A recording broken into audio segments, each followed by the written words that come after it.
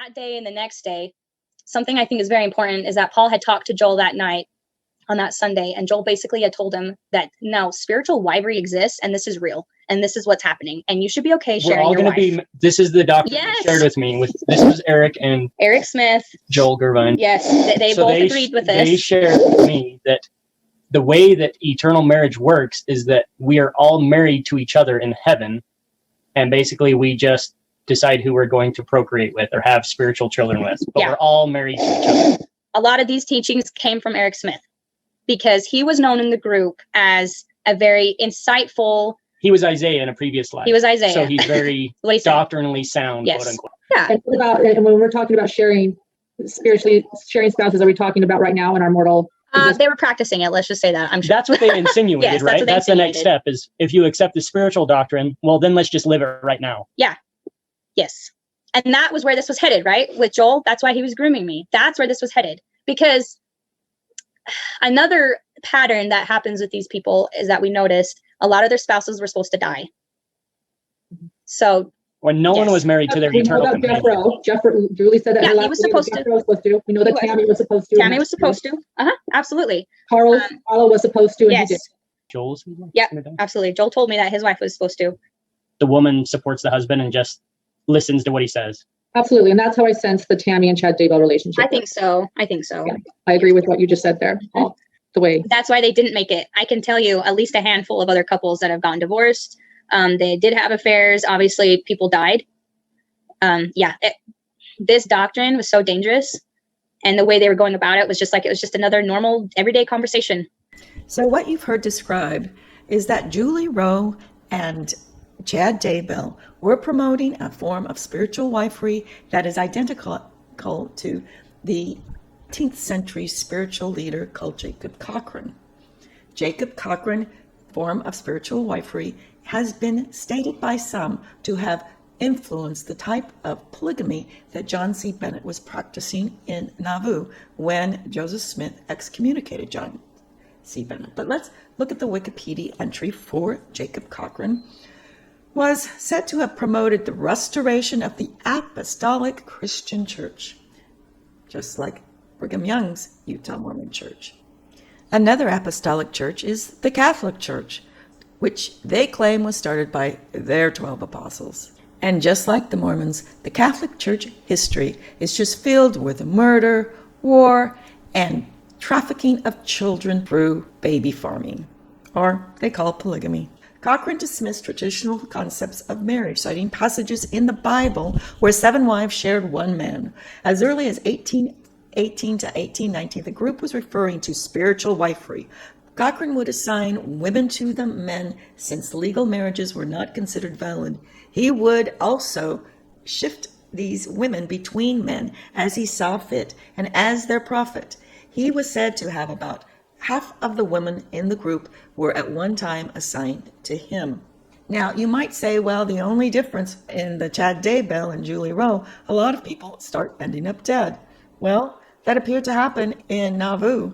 Many of the men ended up dead, such as Samuel Smith, who preached to the Cochranites. Also, Milliken, who is Lucy Smith's, the youngest sister of Joseph Smith. He ends up dead 3 or 4 months after Samuel Smith. Are these murders occurring because some of these underground Cochranites in Nauvoo wanted to hook up with the various women? Who knows? It appears to lead to this sort of murderous activity, as we have seen in the Chad Daybell and Lori Daybell murder. Okay, just the ending. It says, Latter-day Saints, this is in Wikipedia, Latter-day Saints historical sources indicate that Mormon missionaries were laboring successfully to make converts among the Cochranites as early as 1832. At the church conference in Saco, Maine, on August 21st, 1835, at least 7 of the newly ordained apostles were in attendance. John C. Bennett, one of the leading Mormons who was excommunicated, is credited to have introduced the Cochranite term of spiritual wifery to Mormonism. What is interesting is the term that Eric Smith, aka Prophet Isaiah, used was the term of holding women in common. And this term is very ancient, and it goes back to the temple prostitutes in Babylonia. So if you want to trace the origins of Mormon history, we have to go back as far as Mystery Babylon, or what we would call not a Christian origin. Polygamy is not Christian. But let's read what the Babylonians used to do. According to Herodotus, the rites performed at these temples in Babylonia included sexual intercourse, or what scholars called sexual rites. The phallus Babylonian custom is that which compels every woman of the land to sit in the temple of Aphrodite and have intercourse with some stranger at least once in her life. Many women who are rich and proud and disdain to mingle with the rest drive to the temples in covered carriages drawn by teams and stand there with great retinue of attendants. But most sit down at the sacred plot of Aphrodite with crowns of cord around their heads. There is a great multitude of women coming and going in passages marked by a line run everywhere through the crowds by which men pass and make their choice. Once a woman has taken her place there, she does not go away to her home before some stranger has cast money into her lap and had intercourse with her outside the temple. But while he casts the money, he must say, "I invite you in the name of Mylitta." It does not matter what sum the money is, the woman will never refuse, for that would be a sin. A sin. The money being by this act made sacred. So she follows the first man who casts it and rejects no one. After their intercourse, having discharged her sacred duty to the goddess, she goes away to her home, and thereafter is no bribe, however great, that will get her. So then the women that are fair and tall are soon free to depart, but the uncomely ones have a long time to wait, because they cannot fulfill the law, for some of them remain 3 years or 4. There is a custom like this in some parts of Cyprus. In the Hammurabi Code of Laws, the right and good name of female sacred sexual priestesses were protected. The same legislation that protected married women from slander applied to them and their children. They could inherit property from their fathers, collect income from the land worked by their brothers, and dispose of property. These rights have been described as extraordinary, taking into account the role of women at the time. Well, the temple prostitutes, as we see through many incarnations throughout the ages, were held in common by the group of military men who would, in anonymity, impregnate large groups of women, and then 9 months later the women would bear children, but none of the men would know exactly who was the father. That way the community had responsibility of the children, and the men simply had responsibility for procreating and then going to war, and then later on using their offspring as military recruits to replenish their community. If you go back to the Trojan War, the Trojans had this form of holding women in common and impregnating them, because it was needed that the women just bear as many children as possible in order to increase the population of the Trojans, in order to defeat the Greeks. Or these small nations depended on creating what they call baby farms or baby factories. And now, in the current day, these are no longer needed. However, these sacred rituals are still continued. If you remember the scandal that occurred with John, his whole spiritual surgery, where people would be recruited to go down there and have their spiritual medical issues spiritually formed by John of God. I remember going to a conference and 4 or 5 women that gave this huge presentation about how spiritual, going down to see John of God's outpost where he did all these spiritual surgeries and stuff like that. And even Oprah went down. Well, it was disclosed in just 2019 that John of God was keeping prisoner women chained to beds and forcing them to have sex in order to have babies. And then these babies would be sold on the open market.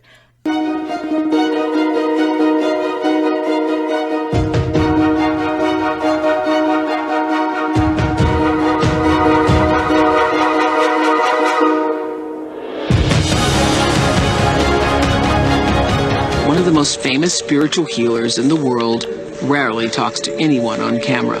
John of God agreed to sit down with me under a mango tree on the grounds of the casa. A group of his patients gathered to watch.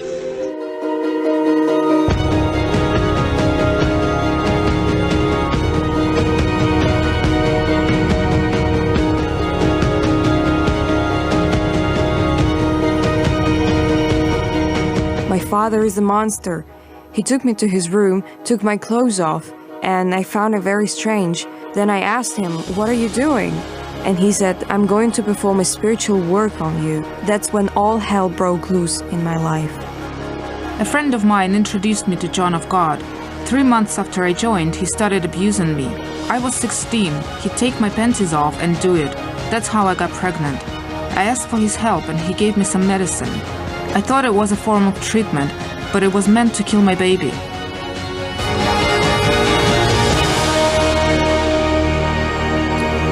Well, the wave of testimonies there began after one activist, Sabrina Bittencourt, came forward with her allegations against John of God earlier last week. She claimed that he was heavily involved in international child trafficking and received large sums of money and gifts as payment. Women were used as sex slaves. They were usually black, low income, and lived close to John of God's illegal properties. In return for food, they were impregnated and the babies sold off to the UK, Australia, and US. The girls were aged between 14 and 18. Let me just say, this has also been a scandal in Arizona by one of the attorneys in the government there. He conducted a baby farming operation, and he would bring in women so they'd have children born after 9 months in the United States, but then they'd sell off their children. This was performed by a returned Mormon missionary. This is a very important news conference where we are announcing charges regarding an illegal adoption scheme involving human smuggling of more than 40 women from the Marshall Islands to the state of Utah. The women were recruited in their home country and offered a significant amount of money to place their babies for adoption here in Utah. Last night, Mr. Paul D. Peterson was arrested and charged as the suspected head of this smuggling ring. He also serves as the Maricopa County Assessor in Arizona. Mr. Peterson faces charges in 3 states, including Utah, related to the same illegal scheme.